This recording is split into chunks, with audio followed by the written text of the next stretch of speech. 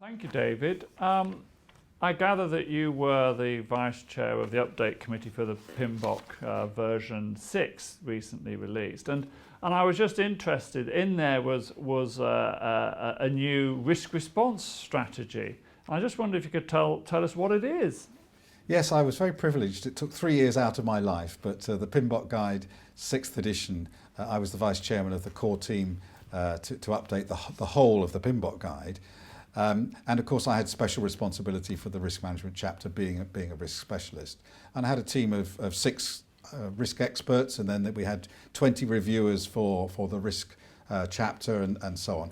And one of the things we realized was that the 4 basic threat responses and the 4 basic opportunity responses were all internal to the project. So for threats, we've got avoid, transfer, reduce, or accept. You can get rid of the threat, give it to somebody else, try and make it smaller, or just take the risk with a contingency plan. For opportunities, we've got exploit, share, enhance, or accept. So you can capture the opportunity, exploit, get somebody else to help you. You can try and make it bigger, or you just take the risk with a contingency plan. All of those are fine if the risks that you're dealing with are inside the project. But very often in risk identification, we find risks that don't really belong to us. They're risks that might affect the program, or they might affect the portfolio, or another project, or business as usual, operations, or something strategic.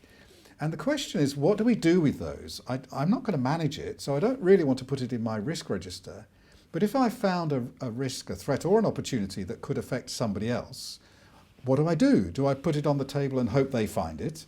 Or is there some mechanism? And there wasn't anything in the PMBOK guide or the APM PRAM guide or the APM body of knowledge or the ISO 31000 risk standard. No one said anywhere what you did with these risks that you found that didn't belong to you. So we introduced this 5th risk response strategy, which applies equally to either threats or opportunities. If you find something that belongs to somebody else, then you pass it on to them. You escalate that to them. So that was the purpose, the reason that we felt we needed another risk response strategy. So could you give me an example of where this might apply to perhaps a threat or an opportunity? Yes, you might be, for example, recruiting staff to your project, and perhaps you use a recruitment agency, and they bring staff in that you give you a shortlist and you interview them. And whilst they're out in the field and they're looking at seeking candidates, they discover that perhaps your company has a very bad reputation for staff retention, or your company doesn't pay very well, or people are concerned about executive pay, or something else which is affecting their ability to bring good candidates to your project. Well, obviously that affects your project because you want the candidates for you to recruit, but it's broader than just your project. It's a threat actually to the whole organisation. And so it's something that you don't just keep to yourself and say, well, we've discovered this, it's good for us to know. Somebody else needs to know. And the question is, what do I do with it? Who do I tell? And so in the escalate response strategy, there's a number of steps which are required. One is to find the right person to give it to. The second is a process for giving it to them and making sure that they accept it and take responsibility for it. And then the third is letting go and letting them manage it. And the key challenge is finding the right person to pass the risk on to. And so in that sense, David, does it remove itself from your own project risk register? Absolutely, because in my project risk register, if we say a risk is an uncertainty that matters, in my project, a risk is an uncertainty that matters to my project, that could affect achievement of my project objectives. If this is something that doesn't matter to me or to my project, it doesn't belong in my risk register. So if we take, for example, this example of the wider recruitment issue, I should be telling HR. It's the HR department who need to know that we have a wider recruitment problem with the way that our company is perceived. And they should then take it on to the wider organisation about how we're perceived in the outside world.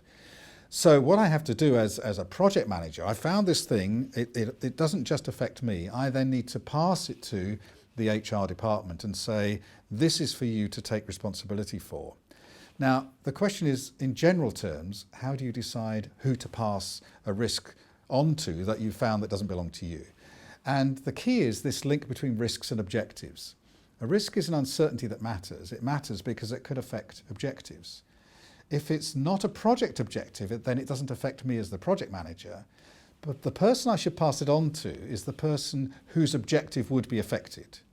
So if the HR department is responsible for overall recruitment and making sure we bring good candidates into the organisation, then they have an objective which is about getting good candidates in generally. Their objective will be affected by this risk that I found about the overall reputation of the organisation. So because their objective is affected, then it's an uncertainty that matters to them, then I give them the risk. And that's important for the second part of the escalation process, which is getting them to accept the risk. If the risk doesn't matter to me, I'm not going to take it on board and take responsibility for managing it. But if it affects one of my objectives, my risks, my responsibility.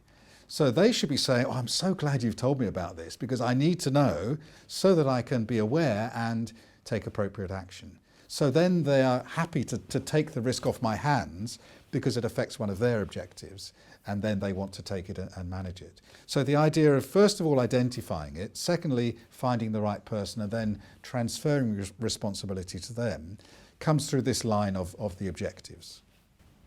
Okay, thank you, David, for that. It's a pleasure.